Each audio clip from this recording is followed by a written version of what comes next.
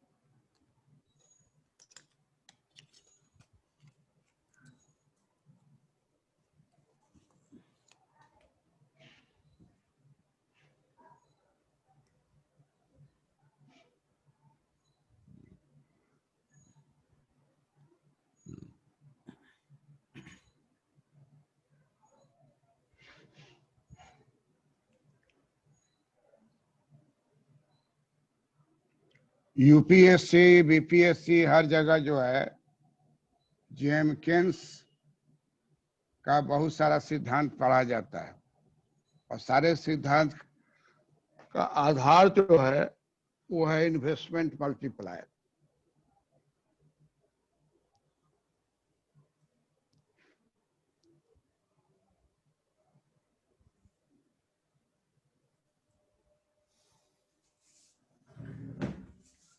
जिस तरह हम लोग मार्शल को पढ़े थे, मार्शल का सारे चीज को पढ़े थे, उसी तरह से मार्शल के पैरेलल में केन्स आते हैं। यूपीएससी में भी सेक्शन 2 में जेएम केन्स है, बीपीएससी में भी केन्सियन थ्योरी है। तो केन्सियन थ्योरी का सबसे महत्वपूर्ण जो टूल है वो टूल है आपको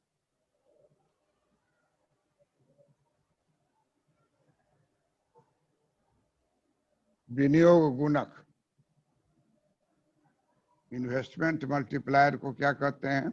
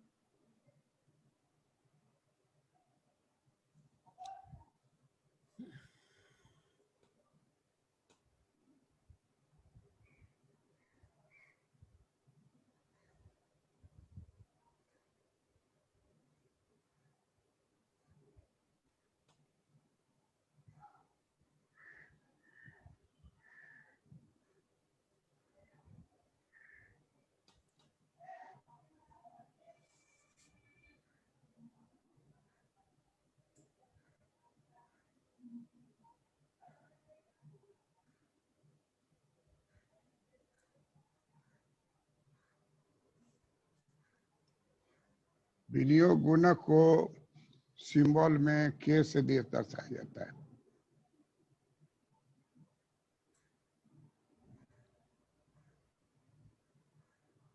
केन्स कहते हैं कि इनकम को वाई कहा जाता है, कंजम्पशन को सी, इन्वेस्टमेंट को आई।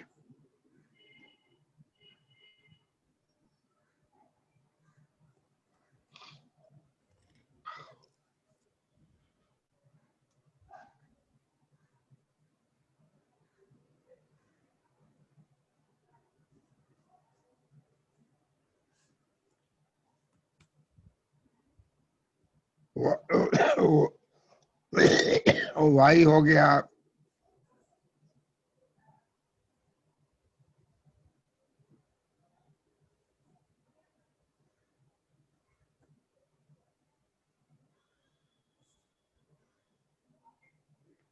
वाई हो गया income,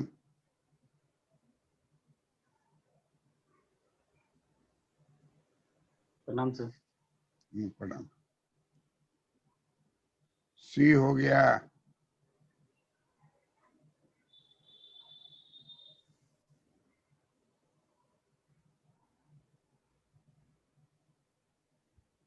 consumption,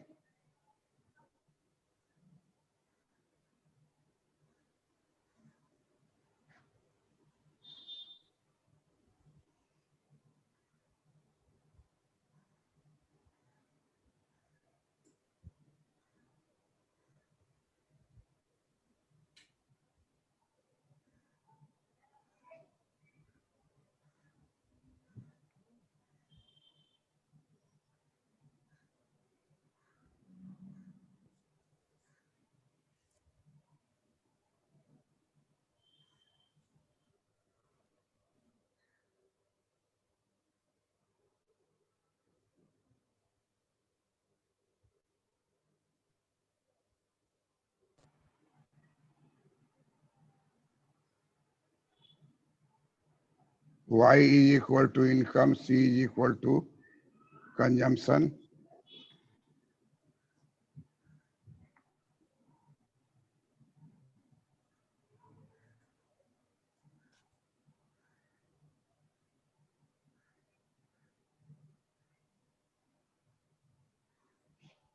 I is equal to investment.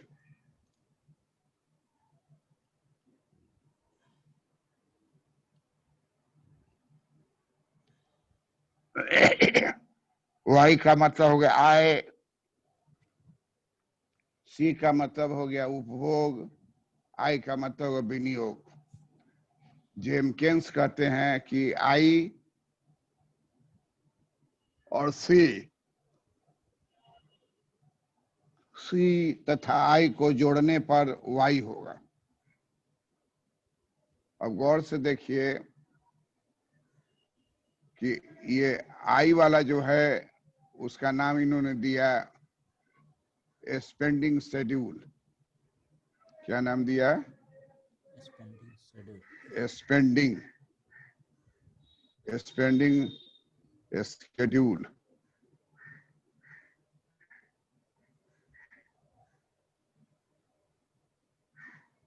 Spending schedule, spending schedule जो रहता है मैंने खर्च, तो विनियोग को खर्च कहा जाता है।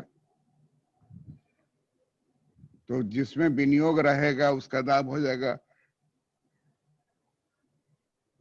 Spending schedule. अब अगर मान लीजिए दिया हुआ है नॉन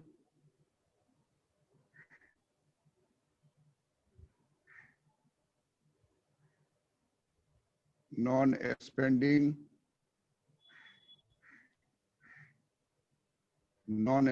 शेड्यूल,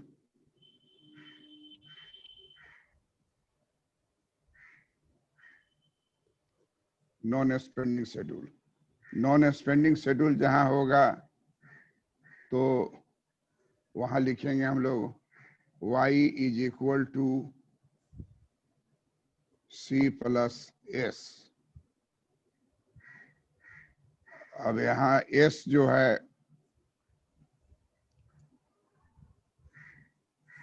s हो गया आपको saving.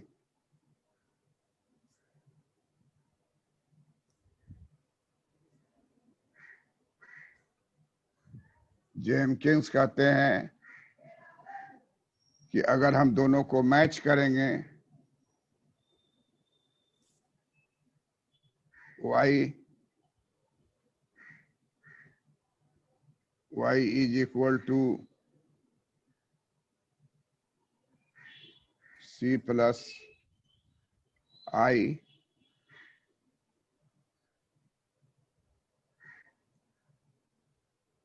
y is equal to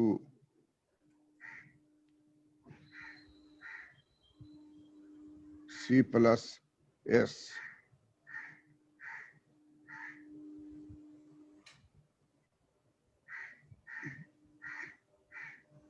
Therefore,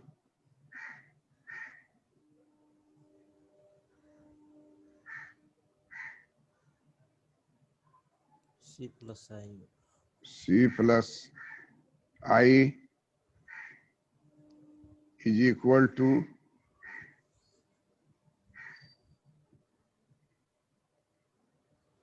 C plus S.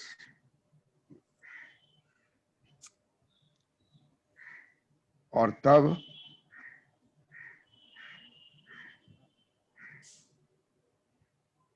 C cancel हो जाएगा, therefore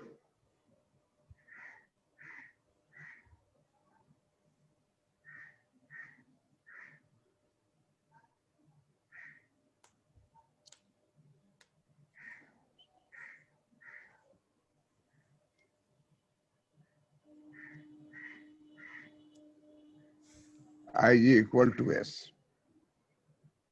इसको कहते हैं स्टैटिस्टिकल या अकाउंटिंग इक्वालिटी। सांख्यिकी के दृष्टिकोण से या लेखा के दृष्टिकोण से अर्थव्यवस्था में बचत और विनियोग बराबर होगा। अगर हम लोग इसको ऐसे भी लिखें,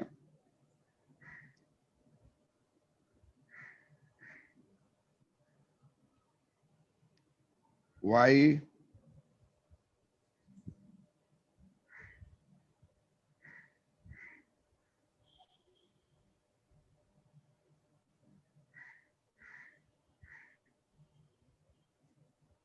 बराबर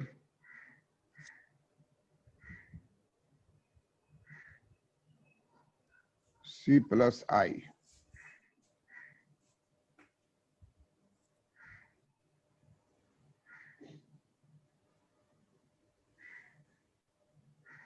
तो हम लोग लिख सकते हैं Y minus C is equal to I। Y minus C is equal to I। उसी तरीके से हम लोग अगर यहाँ लिखें कि Y is equal to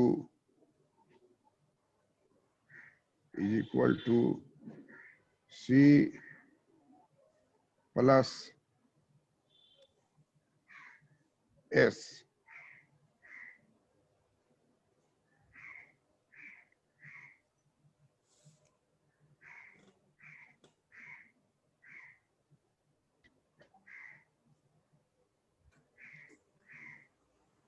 Y minus C is equal to S। तो Y minus C is equal to I and Y minus C is equal to S। Yes. तो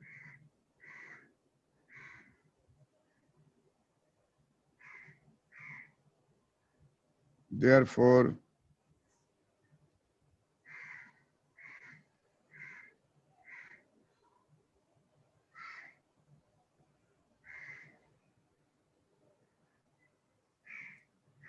I is equal to S।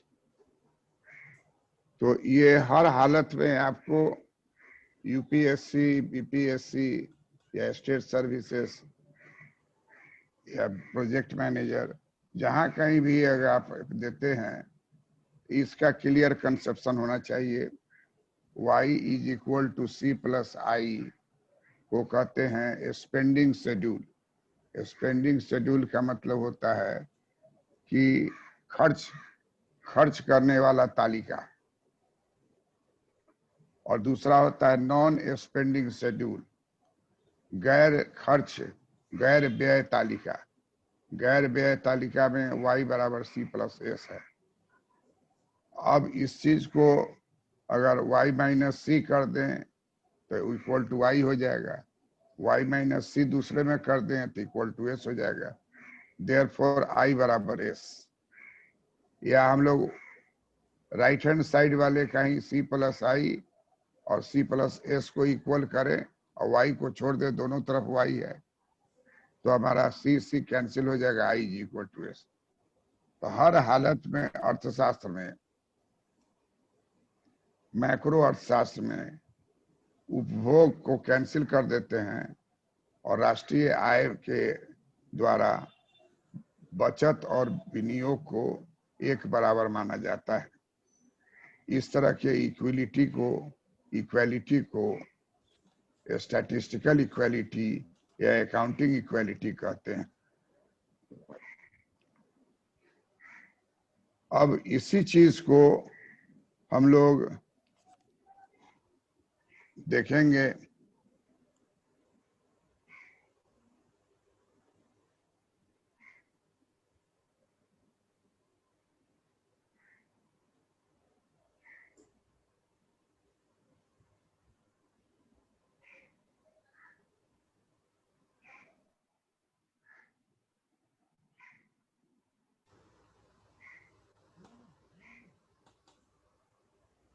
y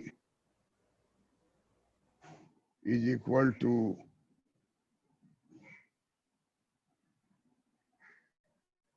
c plus s। y is equal to c plus s। y is equal to c plus s।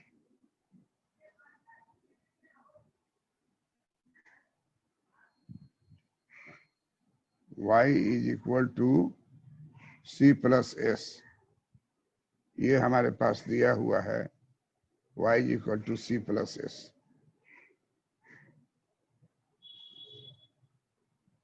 तो इसको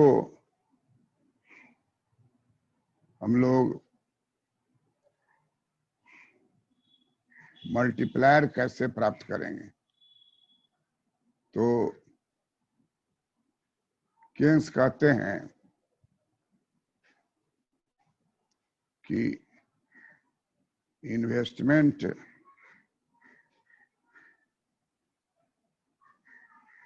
multiplier is reciprocal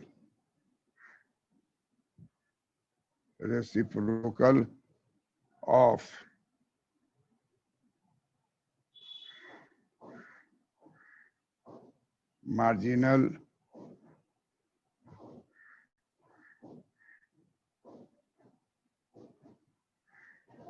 marginal propensity to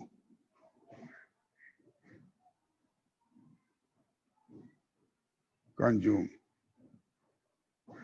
marginal propensity to consume का symbolic होता है MPS, marginal propensity to consume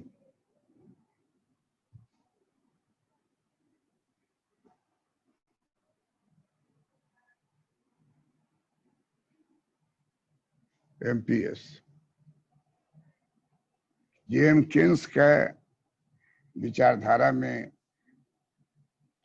propensity to consume, marginal propensity to save, marginal propensity to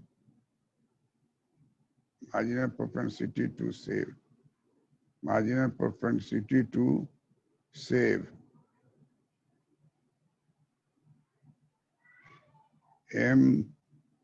MPS, marginal propensity to save बड़ा ही महत्वपूर्ण है।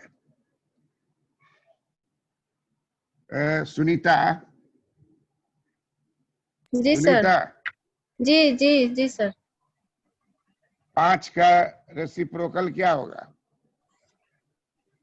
5 का? हाँ, 5 का reciprocal क्या होगा? 5 का रेसिप्रोकल क्या होगा?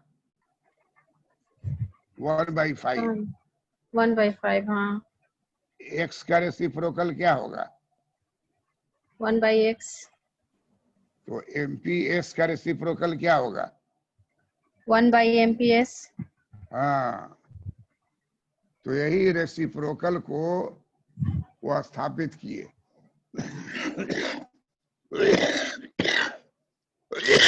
केन्स कहते हैं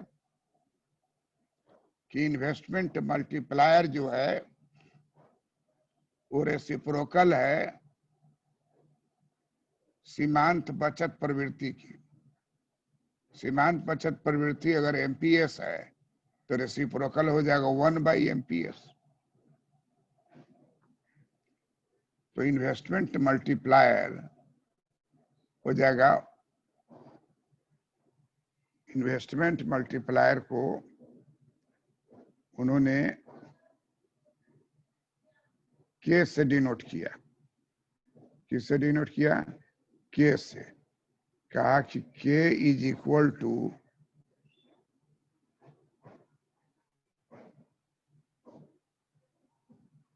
के इज इक्वल टू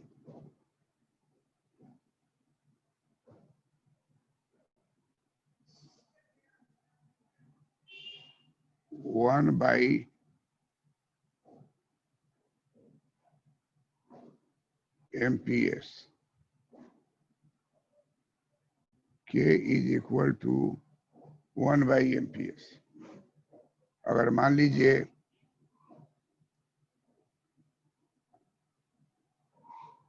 MPS जो है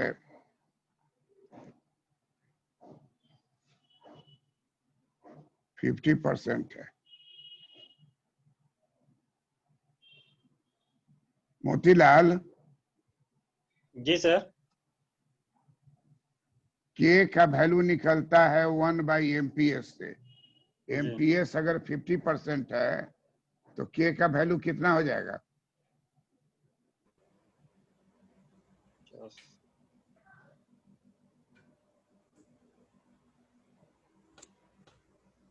सर तो एक्स्ट्रा इसका किसका 50% लेंगे सर? 50% इनकम का 50% MPS है। अब फार्मूला है इन्वेस्टमेंट मल्टीप्लायर का के इज इक्वल टू 1/MPS। दोगुना हो जाएगा, ऊपर चला जाएगा वो। कितना होगा एग्जैक्ट वर्ड फिगर में बोलिए ना। 100% हो जाएगा सर। है 100% हो जाएगा। कैसे? 1/50 है ना सर? 50/100। MPS है 50%।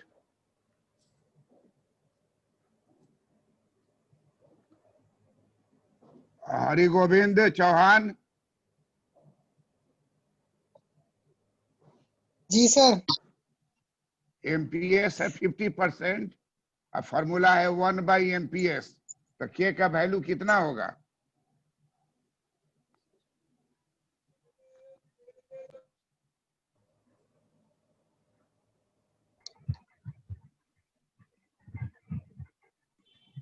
दुगना हो जाएगा नवनीत, सर। 2 हो जाएगा सर, 2।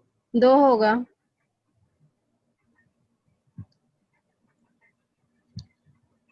अब आप लोग अपना कॉपी पेंसिल निकाल लीजिए, जो कह रहे हैं उसको कीजिए। ये हम 50% पर आपको निकाल रहे हैं तो हो जाएगा 1/50%। यहाँ गलती क्या लड़का करता है कि 50% का मतलब हो गया 1/50/100। 100 होगा। तो बराबर हो गया, उलट जाएगा तो हो जाएगा 100/50। 100/50 बराबर हो जाएगा 2। अब आप लोग अपने कॉपी पर हमको बताइए कि 20% पर कितना होगा।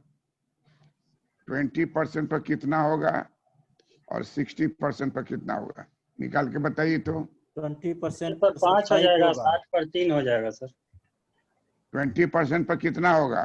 5। 5 और 60% पर 3। 5/3 सर। 3। तो अगर इसको श्रृंखला बनाएंगे 50% पर कितना आया? 2। 50% पर आया 2 और 60% पर कितना आया? 5/3 सर, हैं 5/3 60% पर कितना आया 3% पर 3 फिगर आएगा। में हैं मोतीलाल 3 आएगा सर। 60 बटा सर 5/3 60%। 5/3 होगा सर। वही शॉर्ट तो 5/3। 5/3। अब देखिए यहाँ एमपीएस जो है आपका, एमपीएस हम आपको बता रहे हैं 20%, उसके बाद बताए हैं 50%, अब बताए हैं 60%। 20% पर कितना आया है आपको 5 मल्टीप्लायर का 5 साइज 5 आया सर। 25। 50% पर 2 2, 60% पर 5/3। 1.6 पॉइंट में निकालिए। 1.6 सर। 1.66 हो जाएगा सर। 1.66 मतलब 67 कर दीजिए। तो 1.67। क्या क्या ट्रेंड आ रहा है कि मल्टीप्लायर का साइज जो है और एमपीएस, डिमिनिशिंग है सर। मल्टीप्लायर और साइज और के बीच में कैसा संबंध है, इंक्रीजिंग की डिमिनिशिंग? डिमिनिशिंग हो जा रहा है। अब यहाँ 20% है तो 5 होगा, 50% है तो 2 होगा, और 60% है तो 1.67। तो कर्व जो आपको आएगा ये डाउनवर्ड आएगा। कैसा कर्व आएगा? Downward sloping. डाउनवर्ड। तो लिख लीजिए, यही हो गया थ्योरम 1 कि marginal propensity to save increases, size of multiplier decreases.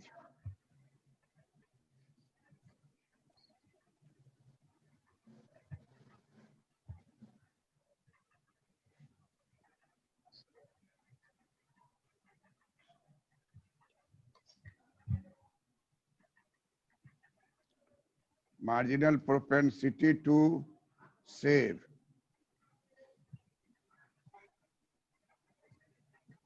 increases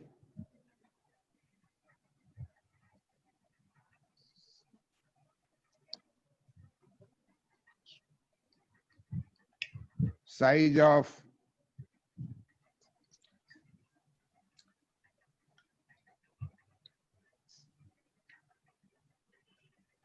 of multiplier, size of multiplier decreases।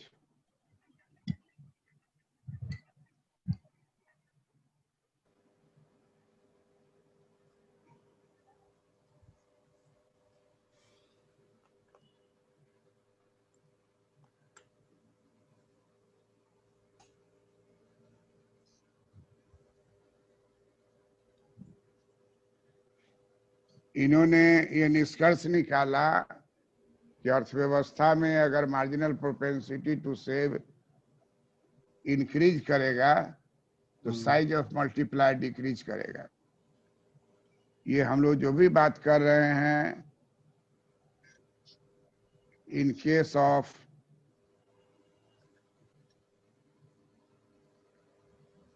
Developed country, इनका कोई भी सिद्धांत जो है डेवलप्ड कंट्री के लिए है, like the USA। MPC increases, size of multiplier decreases। Clear है? बचत, सीमांत बचत प्रवृत्ति बढ़ती है तो गुणक का आकार घटता है। यह विकसित देश अमेरिका जैसे अर्थव्यवस्था के लिए केन्स ने बतलाया। ये भारतीय अर्थव्यवस्था पर लागू नहीं होता है क्योंकि भारतीय अर्थव्यवस्था डेवलप्ड नहीं है।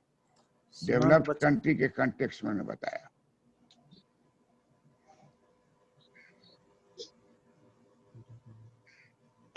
और इस कारण से जो इक्वेशन होगा मल्टीप्लायर का वो ये हो जाएगा, MPS इधर होगा और K इधर होगा।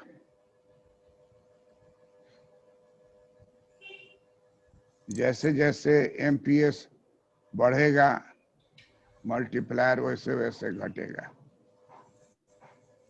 जैसे जैसे मल्टीप्लायर और MPS में संबंध केंद्र ने स्थापित कर दिया,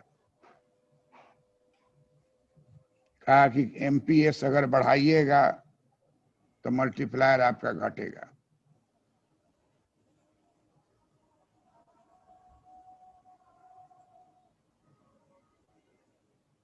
और मल्टीप्लायर का फॉर्मूला इन्होंने क्या दिया?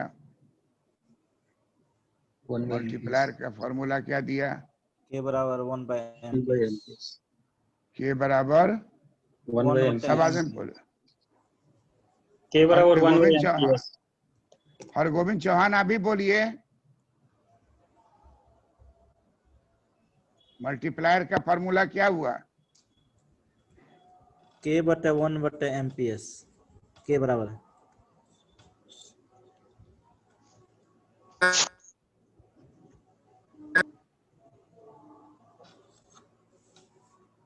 Harigovind Chauhan, Navneet, yes sir. बताओ तो मल्टीप्लायर का फॉर्मूला क्या होगा? K बराबर 1/MPS सर। सुनीता तुम बताओ तो मल्टीप्लायर का formula. K is equal to 1/MPS. उद्देश्य तुम बताओ मल्टीप्लायर का formula. 1 by marginal propensity to save 1 by MPS. K बराबर बोलो ना, K। MPS K बराबर MPS। हरगोविंद चौहान आप बोलिए तो फिर से। K बराबर 1/MPS। हाँ करेक्ट। तो हर आदमी इस बात को समझ गया।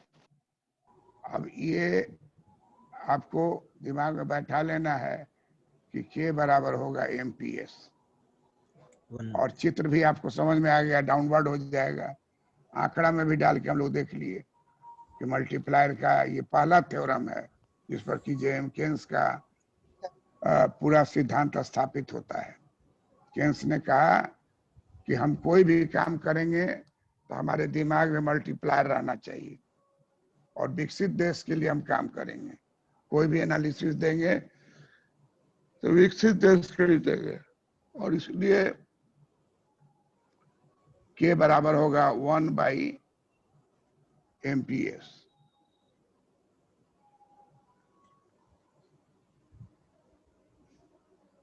अब ये कहते हैं कि Y is equal to C plus I। अगर हमारा स्पेंडिंग शेड्यूल है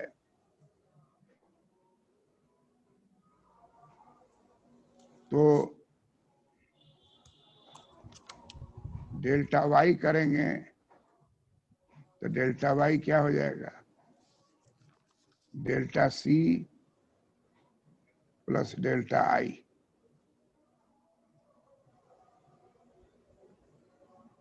अब इस इक्वेशन को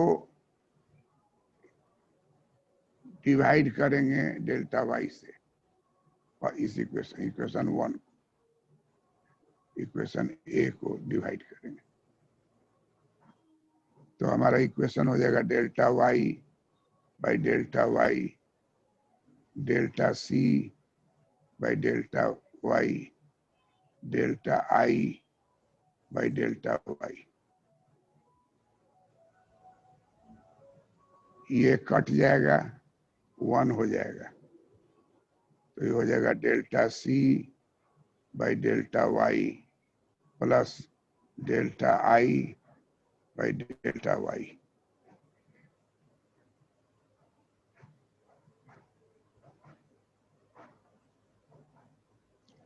अगर इसको लेफ्ट में ले लेते हैं तो हो जाएगा 1 minus delta C by delta Y is equal to I by Y, I by Y.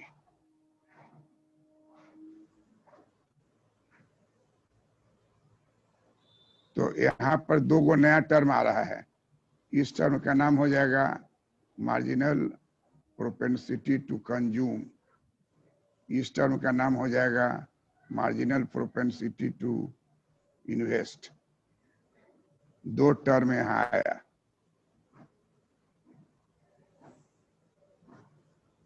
Marginal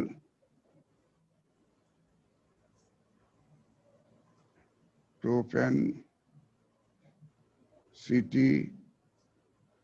to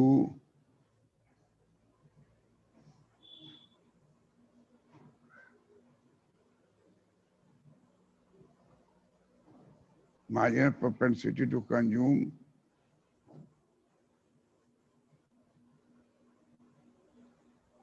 जिसको हम लोग शॉर्ट में बोलेंगे MPC, और दूसरा टर्म हो गया जो आया उसका नाम हो जाएगा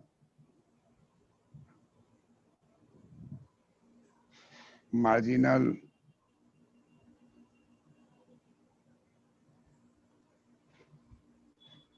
propensity, marginal propensity to invest,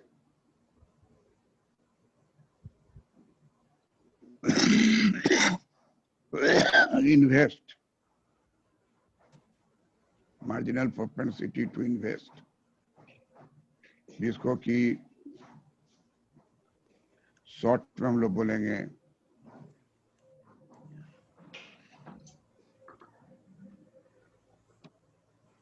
MPI।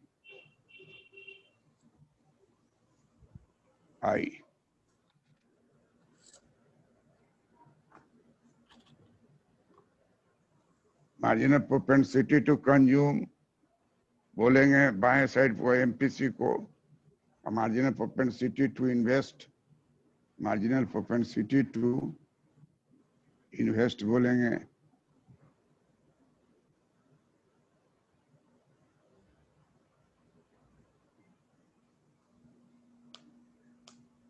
Marginal propensity to invest. तो y बराबर C प्लस आई इक्वेशन लिख देंगे, y उसमें डेल्टा लगाएंगे, सब टर्म को डेल्टा से गुना कर देंगे, डेल्टा y बराबर डेल्टा C प्लस डेल्टा आई, और तब उस इक्वेशन को ए इक्वेशन मानेंगे, उसको डिवाइड करेंगे डेल्टा y से। डेल्टा y से जैसे ही डिवाइड करेंगे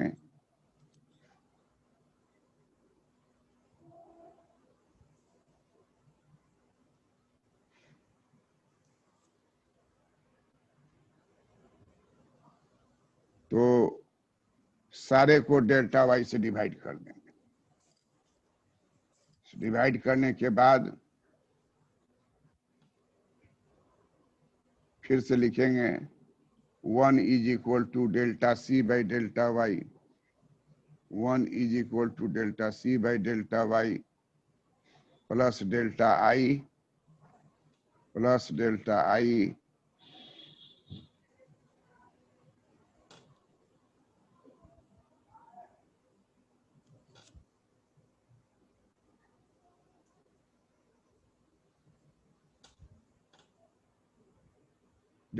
बाई डेल्टा वाई।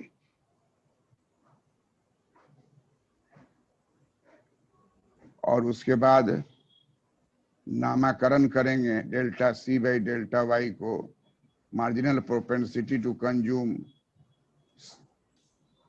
सीमांत उपभोग प्रवृत्ति। क्या बोलेंगे? सीमांत उपभोग प्रवृत्ति।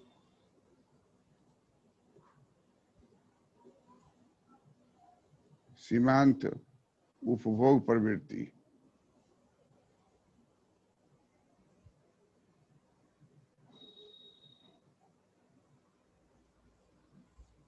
एमपीआई को बोलेंगे सीमांत विनियोग प्रवृत्ति, सीमांत उपभोग प्रवृत्ति। बड़ा ही महत्वपूर्ण है ये जो बता रहे हैं, आगे के चल करके आपको बहुत जगह बहुत तरह का हेल्प करेगा। इसका कंसेप्शन क्लियर रहना चाहिए। सीमांत उपभोग प्रवृत्ति, सीमांत विनियोग प्रवृत्ति,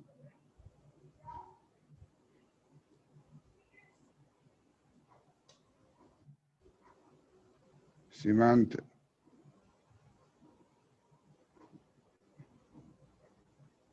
विनियोग प्रवृत्ति, सीमांत विनियोग प्रवृत्ति,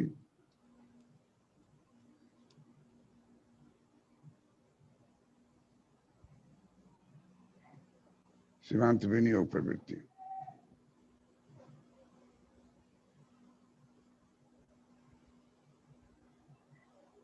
सुनीता समझ में आ गया? जी सर। मोतीलाल जी सर। समझ में आ गया ना?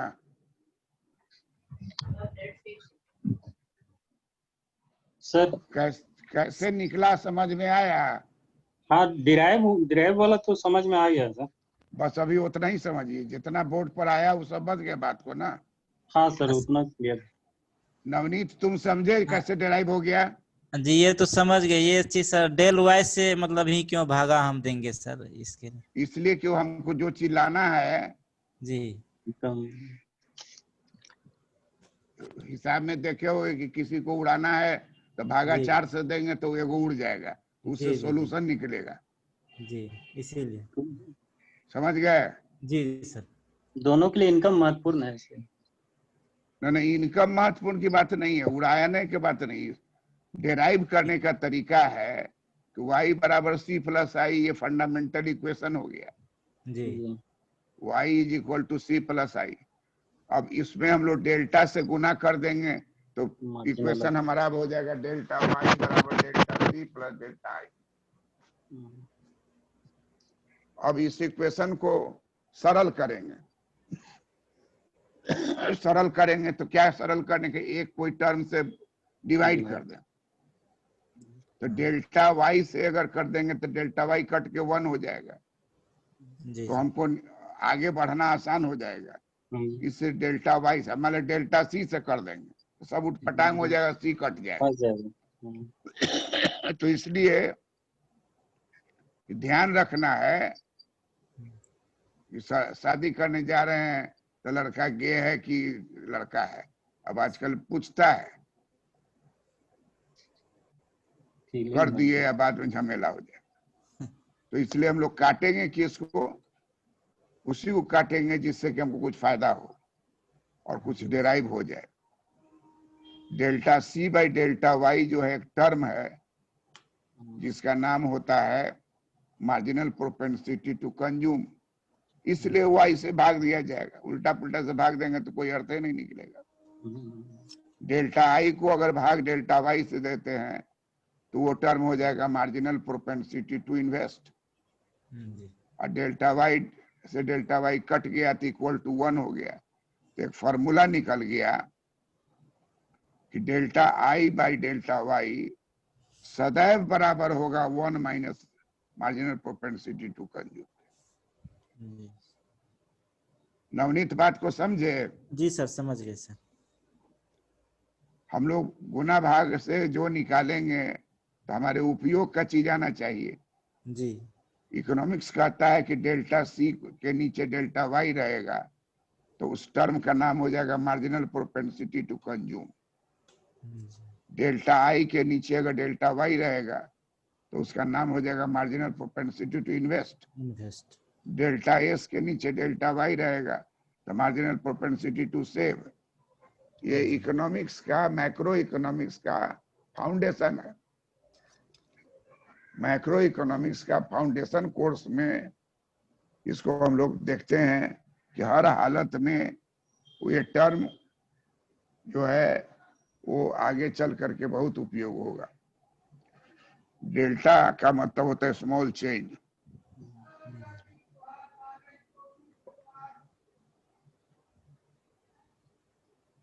तो जो काम हम लोगों ने y बराबर c प्लस i के साथ किया, अब वही काम हम लोग करेंगे, वही काम करेंगे C plus दूसरा S. जो equation y is equal to c plus s के साथ। अब हम लोग जान चुके हैं कि डेल्टा से गुना कर देंगे। अब डेल्टा से दोनों तरफ भाग दे देंगे।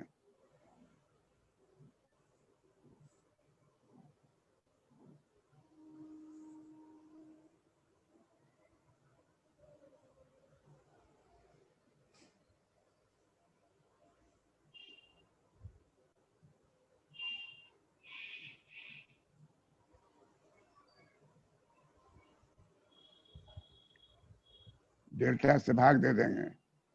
अब आराम से ही कट गया तो हो गया, इक्वेशन बन गया।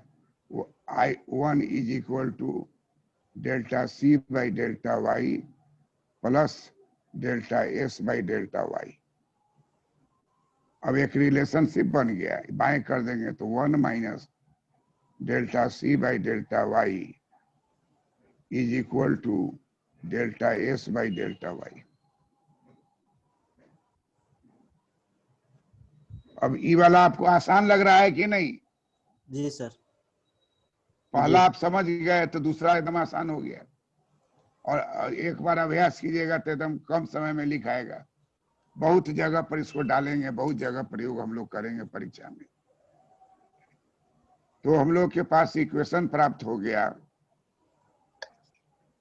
ये वाला इक्वेशन। ये बड़ा ही महत्वपूर्ण इक्वेशन है।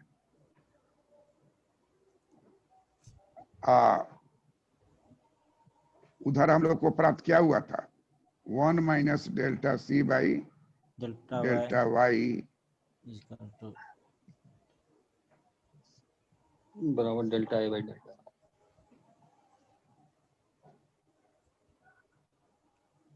हम लोग को मिला था उधर कितना था?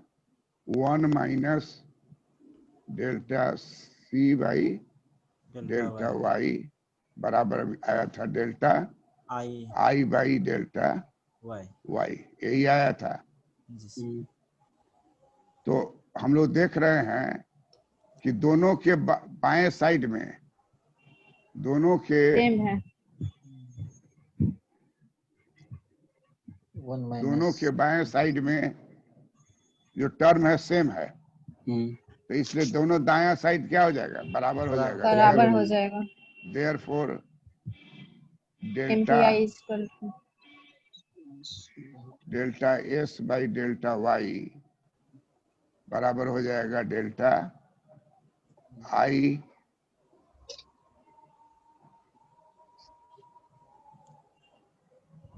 By delta Y।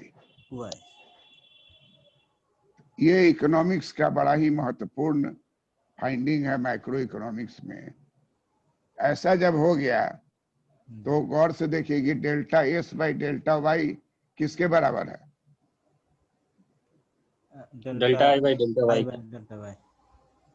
आप जो शुरू में आपको जो बताए उसमें आपको के बराबर क्या बताए थे? 1 by MPS।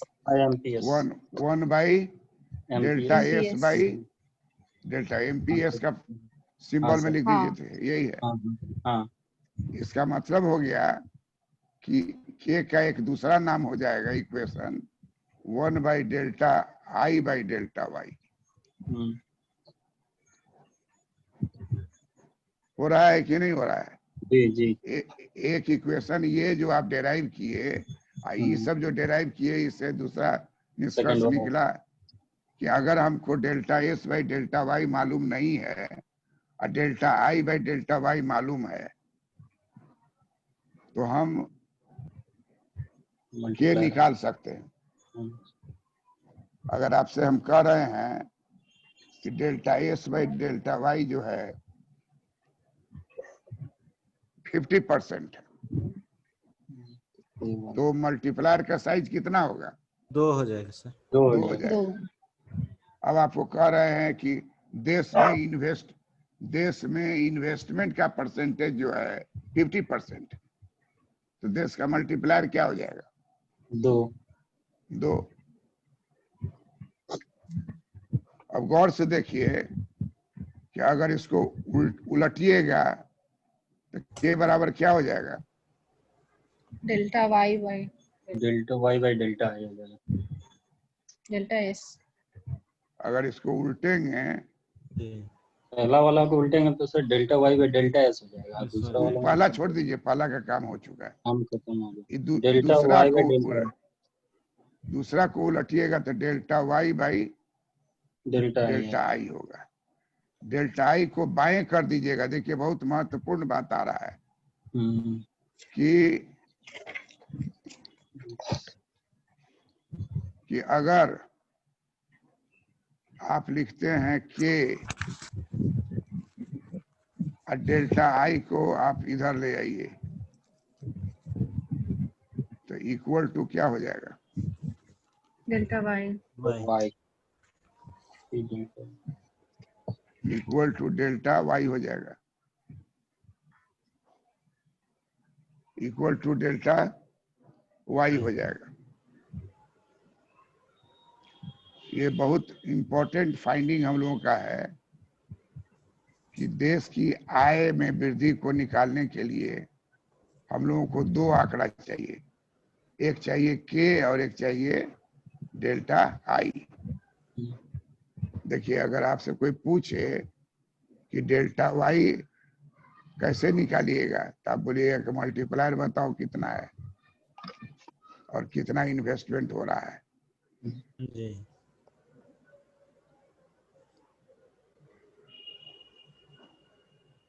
यही फॉर्मूला, यही हम लोग का फाइंडिंग हो गया। इतना हम लोग पढ़े, इतना पढ़ने के पीछे यही फाइंडिंग हुआ कि किसी भी देश में राष्ट्रीय आय कितनी बढ़ेगी, किसी भी देश में राष्ट्रीय आय कितनी बढ़ेगी, इसके लिए हमको 2 आंकड़ा चाहिए। एक आंकड़ा चाहिए साइज ऑफ के, दूसरा आंकड़ा चाहिए कि विनियोग में क्या वृद्धि हो रही है, विनियोग में क्या वृद्धि हो रही है। नवनीत बात को समझ रहे हो? जी सर। उद्देश्य यस सर। और कौन है? हेमंत समझ में आ रहा समझ रहे हैं। हाँ, वो क्या नाम है? हरिगोविंद हाँ सर। समझ रहे हो ना? जी सर समझ में आ रहा है। हम लोगों को पहुंचना है यहीं पर, डेल्टा वाई बराबर के इंटू डेल्टा आई। तो शुरू से लेके अभी तक जो हम लोग एक्सरसाइज किए वो इसी को पाने के लिए किए कि डेल्टा वाई को हम अगर देश के डेल्टा वाई को जानना चाहते हैं, देश के आय वृद्धि को जानना चाहते हैं, और आय को ही ग्रोथ कहा जाता है। डेल्टा वाई का मतलब हो गया economic growth. Economic growth, delta Y stands for economic growth. तो अगर आप किसी भी देश का इकोनॉमिक ग्रोथ जानना चाहते हैं तो देश का मल्टीप्लायर जानिए। और मल्टीप्लायर जानने के लिए फॉर्मूला आपके सामने मौजूद है। वाई के रास्ते भी मौजूद है, आई के रास्ते मौजूद है। अब देखिए हम लोग क्या पाते हैं कि के का फॉर्मूला जो है 1 बाई क्या हो जाएगा? MP S हो जाएगा। के का फॉर्मूला क्या होगा? 1 बाई 1 माइनस MPC। क्यों ऐसा होगा? क्योंकि पीछे हम लोग बना के देखे थे कि 1 by delta C by delta Y, 1 minus delta C by delta Y हम लोग का टर्म आया हुआ है। उसी टर्म को MPC में लिखना है तो MPC लिख देंगे। जी। ये फाउंडेशन कोर्स है मैक्रो इकोनॉमिक्स का, ये जवान पर आपको एकदम आ जाना चाहिए, आपका ये एकदम यूज वाला चीज है। और दूसरा फार्मूला क्या हो जाएगा, 1/डेल्टा I/डेल्टा y। 3 फार्मूला हो गया, जैसा आंकड़ा मिलेगा वैसा आप बनाइएगा। अगर मान लीजिए एमपीएस मान लीजिए कितना है 50%, तो गुणक कितना के बराबर हो जाएगा, 2। 2 सर। अगर मान लीजिए एमपीसी भी है 50%, तो इसका भी फार्मूला में डाल के देखिए तो कितना आ रहा है, 2 आ रहा है। 2 ही आ रहा है सर इसका भी। 2 ही आएगा सर। 1 - 50/100 यहाँ हो जाएगा, हाँ, 150। 1 - 50/100 हो जाएगा। एलसीएम लेके जब बनाइएगा तो कट के फिर कितना जाएगा, 2। बना के देखिए तो, जी बनाए। रफ कर लीजिए। 1/1 - 50%, 50% जब भी रहे तो समझ जाइए 50/100। इंटरव्यू में भी पूछ देगा इस तरह से, तो 50/100 समझिएगा।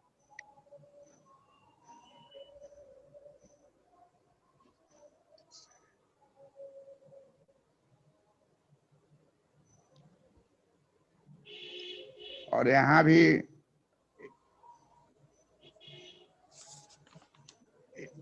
एमपीआई भी मान लीजिए आपका 50% है। 50% देने में कोई गुना भाग करने का नहीं है, क्लियर दिमाग में है कि 2 होगा ही। तो बराबर जो है आंकड़ा, जब भी परीक्षा हॉल में कोई आंकड़ा डालिएगा तो 50% डालिए, तो खट से निकल जाएगा एमपीएस 2, एमपीसी 2, एमपीआई 2। तो एमपीआई 50% है तो मल्टीप्लायर 2, एमपीसी 50% है तो मल्टीप्लायर 2, एमपीएस 50% है मल्टीप्लायर 2। तो के का जो बस वैल्यू है, तीनों के तो का बराबर वैल्यू, ही है। हाँ बराबर, तो वैल्यू डालने पर तीनों से आ रहा उतना है। ही आना आ रहा है, मतलब जी तीनों जी फार्मूला सही है। जी। और इसी तीसरा फार्मूला जो है, तीसरा 1/डेल्टा I/डेल्टा, इसको घुमा दीजिएगा तो क्या हो जाएगा, k × delta I = delta y। किसी भी देश में हमको राष्ट्रीय आय के बारे में जानना है तो हम इन्वेस्टमेंट पे लें। इन्वेस्टमेंट में क्या इंक्रीमेंट हो रहा है, डेल्टा I का मतलब हो गया इंक्रीमेंट इन इन्वेस्टमेंट।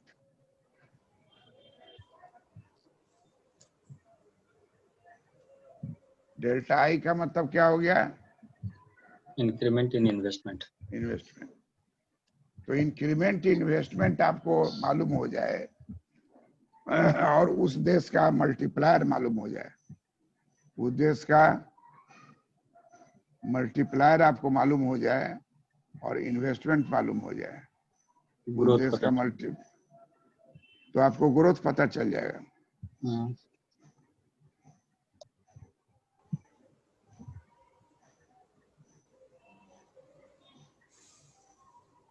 इन्वेस्टमेंट से गुना करेंगे के को तो क्या मिल जाएगा, ग्रोथ मिल जाएगा, डेल्टा वाई। ग्रोथ मिल जाएगा।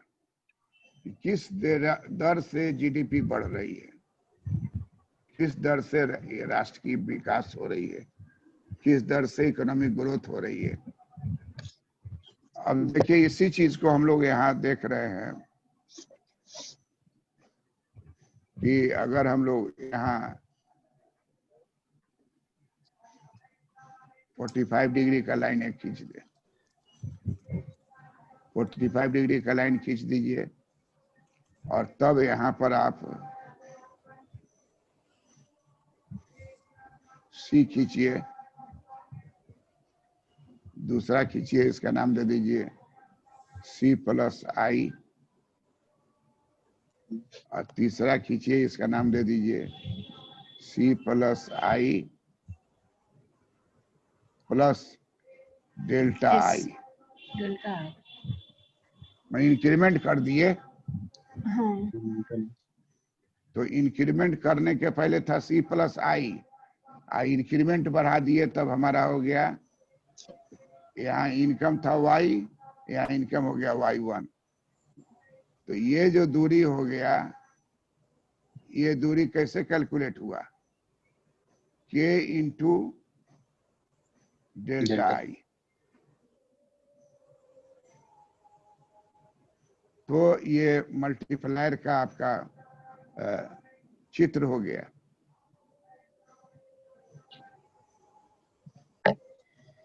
मल्टीप्लायर का चित्र हो गया।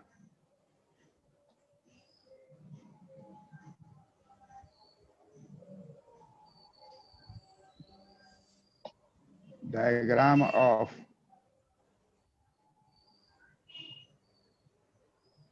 इन्वेस्टमेंट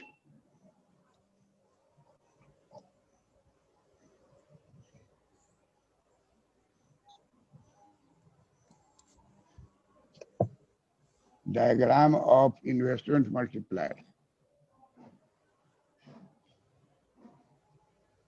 कि इकोनॉमी जो है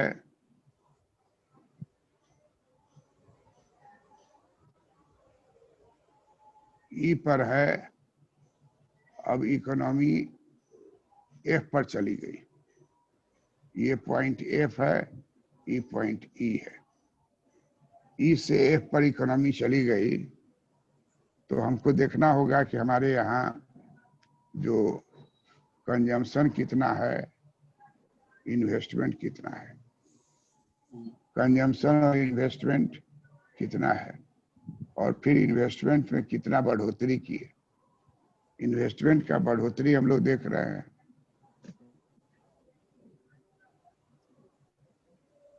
कि सी प्लस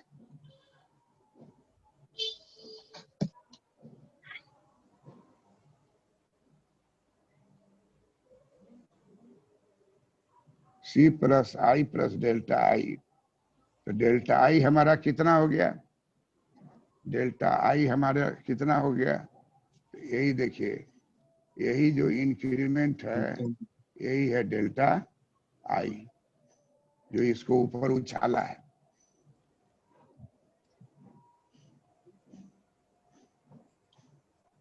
डेल्टा आई जो है ऊपर उछाला है ना, जी।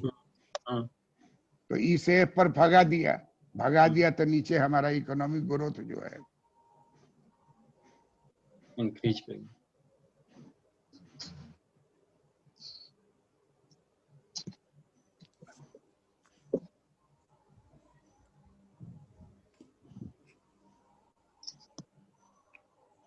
अब कभी कुछ लिख रहे हैं, कुछ बना रहे हैं, वहां इसको बीच में भी डाल सकते हैं। ये टूल है, इंडिपेंडेंट सवाल भी आएगा और किसी बीच में इस्तेमाल भी होगा, है ना। तो बराबर ध्यान रखिए कि इकोनॉमिक ग्रोथ को ही हम लोग यहाँ इनकम कहते हैं।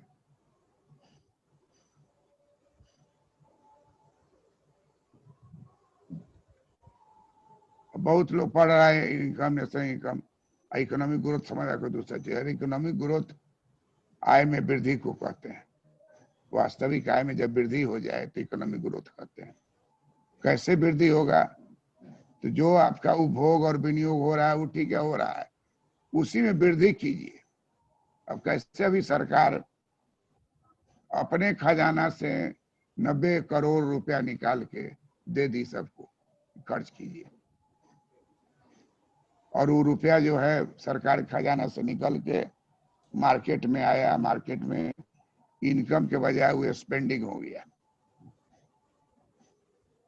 तो देश का वाई बढ़ के क्या हो जाएगा, y1 हो जाएगा। देश का वाई बढ़ के कितना हो जाएगा, y1 हो जाएगा। तो ये इन्वेस्टमेंट मल्टीप्लायर हो गया और उसका डायग्राम। अब कहता है कि डेवलप्ड कंट्री कॉन्टेक्स्ट में चित्र बना लिए,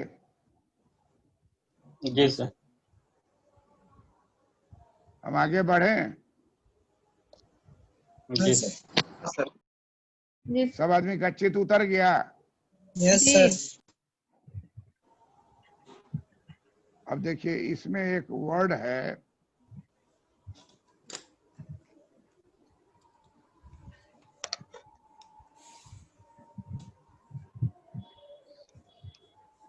लीकेजेज in the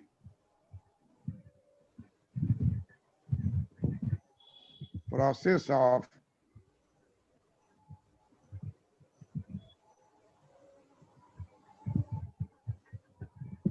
investment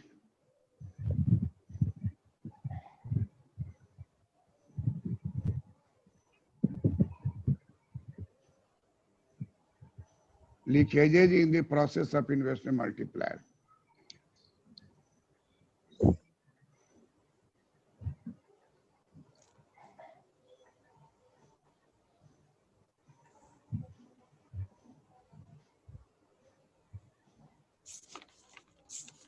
केन्स कहते हैं कि अमेरिका में मान लीजिए इन्वेस्टमेंट बढ़ रहा है, कोई असर नहीं हो रहा है। हम लोग यहाँ क्या बोलते हैं, किसी लड़का को कुछ समझाइए और बात मानने को तैयार नहीं है तो उसको क्या बोलते हैं? सुनीता, जी सर। कोई नौकर है तुम्हारा, उसको लाख कह रहे हो, कोई बात सुनने को तैयार नहीं है तो उसको तुम क्या बोलोगी? क्या थे सर। थे थर। जी ठीक सर। बोली चाहे है यार बोलते हैं सर। है। बीट थेथर है यार, यही तो। थर है यार, हाँ। कुछ भी बोल सकते हैं। थे थर है यार। तो वही अमेरिका में लाख इन्वेस्टमेंट बढ़ा रहा था, कोई असर नहीं। तो केन्स को बुलाया कि भाई बताइए कैसे हम लोग क्या करें। केन्स कहा कि देखिए इकोनॉमी में लीकेज नहीं होना चाहिए। लीकेज होगा तो पैसा आपका बाहर निकल जाएगा। कहा कि लीकेज का क्या मतलब हुआ? जैसे कर्जा का आपको कोई रुपया दिया 10,000 और घर पर लेके आए और वहां बैठा हुआ है महाजन कि आपका बाप का 10,000 कर्जा है, चुकाइए, और नहीं तो हम हंगामा करेंगे। तो आप 10,000 उसी को दे दिए, वो लेके चला गया। तो इकोनॉमी पर कोई असर पड़ेगा? नहीं पड़ेगा। आप 10,000 का अगर कपड़ा खरीदते, जूता खरीदते, सामान खरीदते तो इकोनॉमी पर असर होता है। लेकिन ऐसा नहीं हुआ, क्योंकि आपने क्या कर दिया, जो भी पैसा आपको मिला आपने कर्ज अदायगी में खर्च कर दिया। रिपेमेंट ऑफ ओल्ड लोन,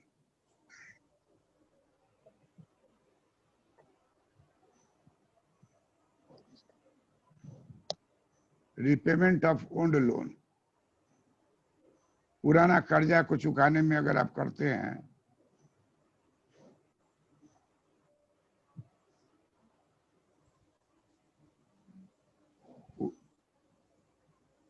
पुराने ऋण को वापस किया, पुराने ऋण को वापस किया तो इसी को बोले जाएंगे रिसाव हो गया। रिसाव हो गया। क्या हो गया?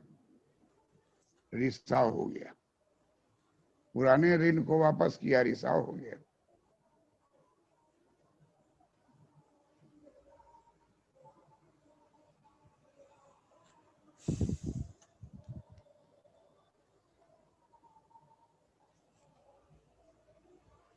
उसके बाद कहता है कि दूसरा क्या है कि मान लीजिए आपको आमदनी मिला और आप जो है देश में हाई इन्फ्लेशन है,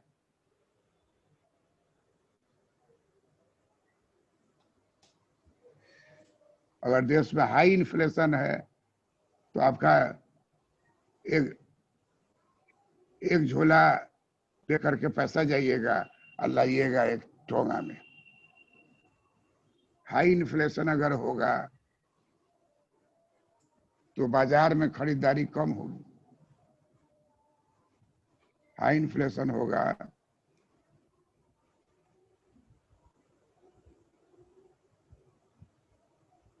बाजार में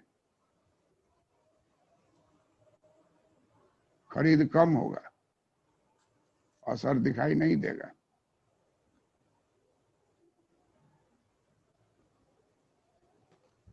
तीसरा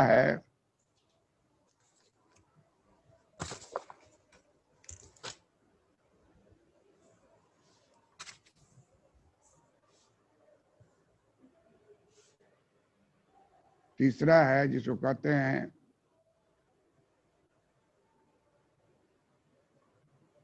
कीपिंग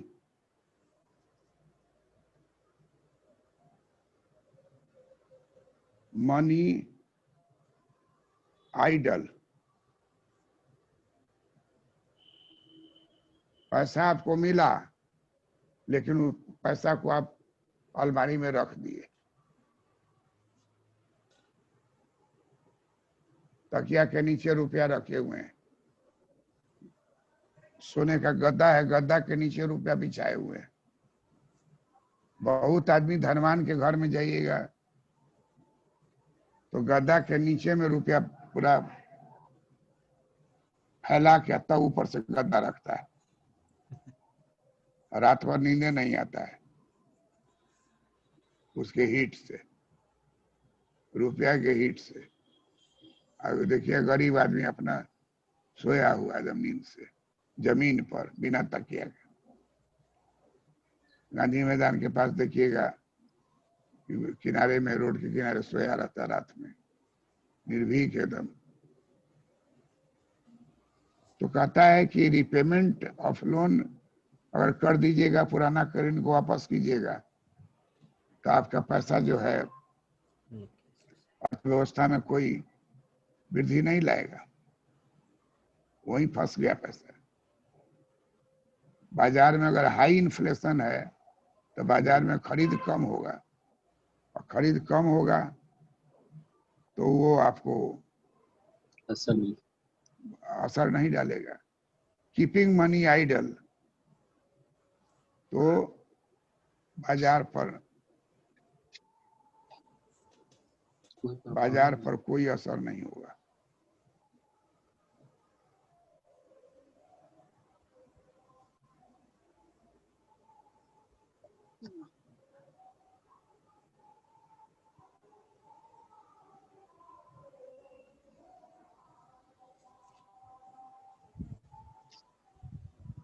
और तब है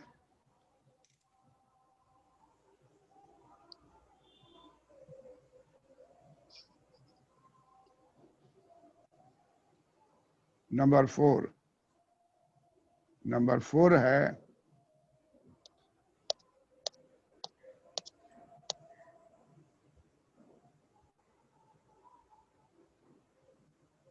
हाई इंपोर्ट।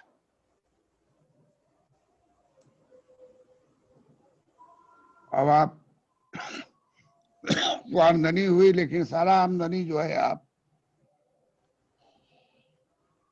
विदेशी सामान मंगाने में खर्च कर दिए। चीन क्यों इतना विकसित हो गया? धीरे धीरे हम लोगों के खर्च में अधिकांश चीज चाइनीज कमोडिटी आने लगा। दिवाली में अरबों रुपए का उसका सीरीज बल्ब बिकता था, अभी भी बिकता है, अरबों रुपए का। केवल डिसाइड कर ले कि हमको नहीं यूज करना है, मोमबत्ती यूज करेंगे, और वो मोमबत्ती इंडिया का बना हुआ, या सरसों तेल यूज करेंगे तो बहुत असर पड़ जाएगा। तो हाई इंपोर्ट कीजिएगा तो इसका क्या हो जाएगा, घरेलू बाजार पर कोई असर नहीं पड़ेगा।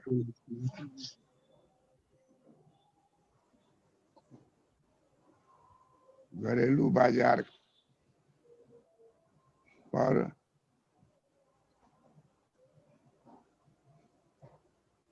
असर नहीं पड़ेगा।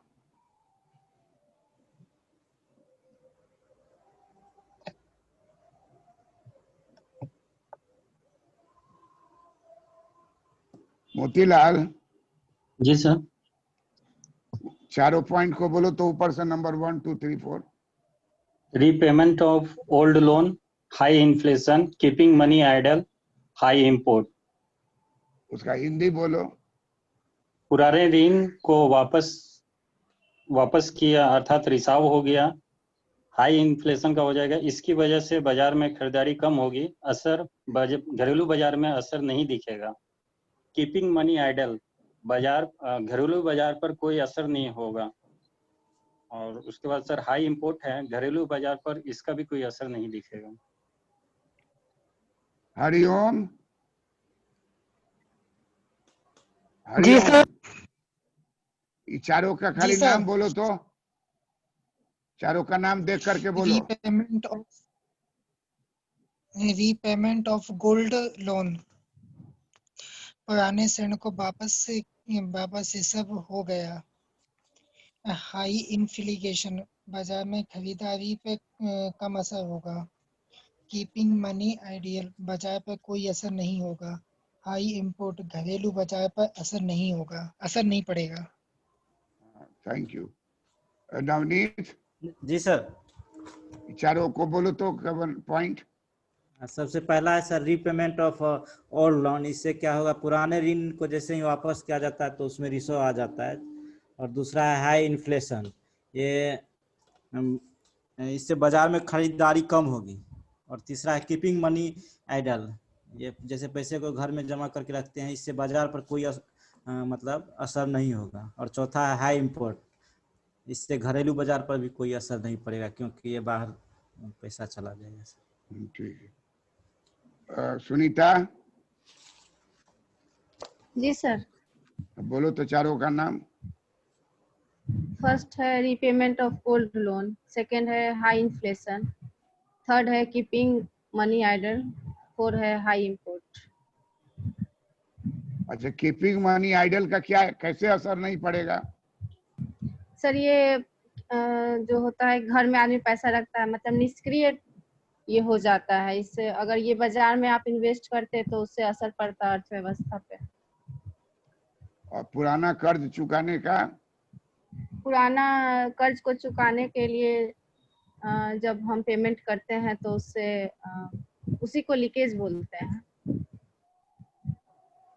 इस प्रकार से अगर ये चार बातें होती हैं तो जो हम लोग सोच रहे हैं